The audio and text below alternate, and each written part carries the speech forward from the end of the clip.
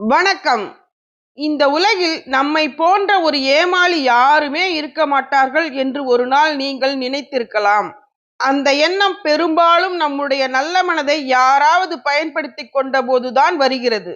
ஆனால் உண்மை என்னவென்றால், ஏமாளி என்பது நீங்கள் அல்ல, அனுபவம் பெறும் ஒரு மனிதர்தான் நீங்கள்.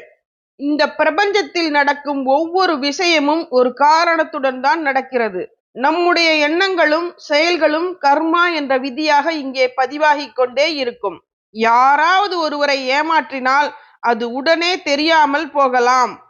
ஆனால் அந்த செயல் பிரபஞ்சத்தின் கணக்கில் தவறாமல் பதிவாகிறது. சரியான நேரத்தில் அந்த கர்மா அவர்களுக்கே திரும்பிச் செல்லும். அதே நேரத்தில் நீங்கள் ஒருவரை நல்ல மனதுடன் நம்பியிருந்தால் அது தவறு அல்ல, அது உங்கள் மனிதத்தன்மை. அந்த நல்ல எண்ணமும் ஒரு நல்ல கர்மாவாகவே பிரபஞ்சத்தில் பதிவு ஆகும். அதனால்தான் வாழ்க்கை சில நேரங்களில் நமக்கு ஒரு பாடத்தை கொடுத்து, நல்லவராக இரு, ஆனால் யாரை நம்ப வேண்டும் என்று புத்திசாலித்தனமாக தேர்வு செய் என்று கற்றுக் கொடுக்கிறது.